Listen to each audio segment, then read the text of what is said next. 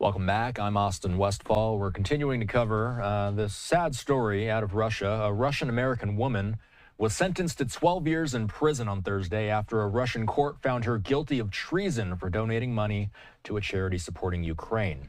Ksenia Karolina is a 33-year-old former ballet dancer who reportedly obtained a U.S. citizenship after marrying an American and moving to Los Angeles.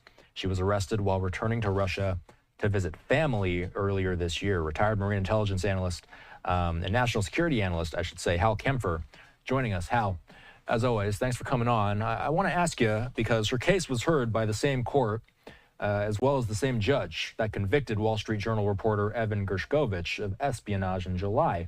Is she a political pawn now, a trade chip? Is that where this goes? Austin, absolutely. That's completely what this is.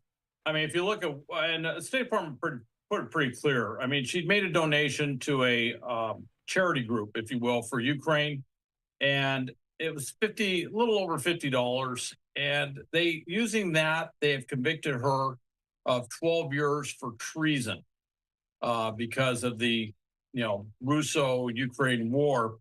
And it's completely hyped up, but it's part of this ongoing thing that we have seen where they will grab any American citizen to include dual citizenship in this case. And we've seen that before in the past as well.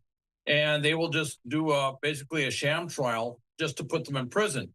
Once they're convicted, and this just seems to be their MO, once they're convicted, they feel, at least in their minds, that they have higher value for trade. And certainly the whole purpose here is they would like to trade her for somebody that we have that we're holding of them, whether that's an arms trafficker or a spy or whoever. They're basically just trying to get leverage. And that's what we've seen all the way, Brittany Griner, same thing.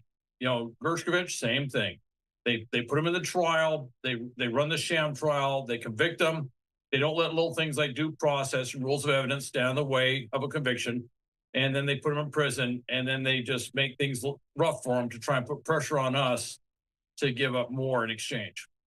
Has the U.S. depleted its ability to trade in light of that massive prisoner swap that happened earlier this month? Does something like that make it more difficult for people like Ksenia to get free? It's interesting you ask that. I don't have an exact number, but what's been happening, and keep in mind, when you saw that trade that took place, that was a multi-country trade. It wasn't just the U.S. We had Germany involved, Norway was involved, Slovenia was involved.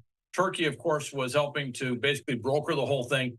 But it was a multilateral trade of moving prisoners around, if you will, to make that exchange happen. And it's the U.S. Yes, the U.S. does have some prisoners that we hold. On the other hand, Europe, our European allies in NATO, have a lot of prisoners. One of the things that happened after Russia went to Ukraine in February of 22 was that a number of NATO countries basically kicked out a lot of Russian diplomats. Many of those diplomats, and certainly the ones that they kicked out, were ostensibly Russian spies, part of their foreign intelligence services. And they kicked them out, sent them packing, which meant that the Russians had to rely on what's called non-official covers or illegals, whatever you want to call them. But they're folks that don't have a diplomatic cover. In many cases, in order to avoid being detected, they don't have any history of doing this stuff. So their trade craft and everything else is much worse. And what goes with that is they tend to get caught a lot. So we've been rolling up a lot of spies all over Europe and spies in the U.S. and elsewhere in the Western Hemisphere. And frankly, there's just a lot of spies to trade. And that's part of what Putin's doing is he says, look, I got to get a lot of my spies back. That's an obligation he has to his spies. And so he says, I'm just going to grab an American everywhere I can and, find some reason to put them in prison and then trade them.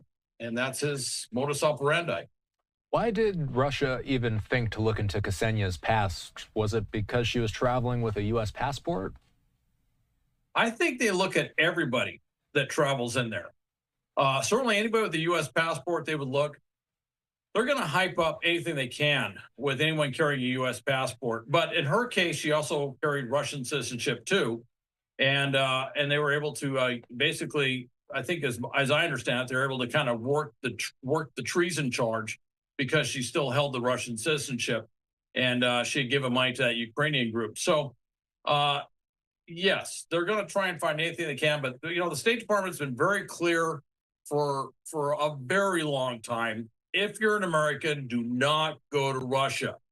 I don't know how much more clearly they can state that, but don't go to Russia. And she was in that situation. She had family in Russia. She wanted to go back and visit them. Her husband tried to talk her out of going. She was here. I'm in Los Angeles area. She was actually she works and lives here in Los Angeles, and her husband said no. And he went as far as Turkey with her, and then she went on to Russia. And obviously, not only didn't her dual Russian citizenship help, it actually probably hurt her.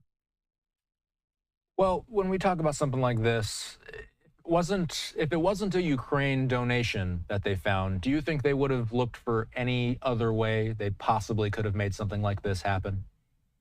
Probably. This one just made it easier. The thing that made it easy for them is when they saw the donation, they immediately went to treason. And the reason why is because it was going to a group that was aiding Ukraine. They see Ukraine as a terrorist, neo-Nazi, whatever you want to call it, state. This part of Russia that is, breakaway region or whatever that they want to bring under Russian control.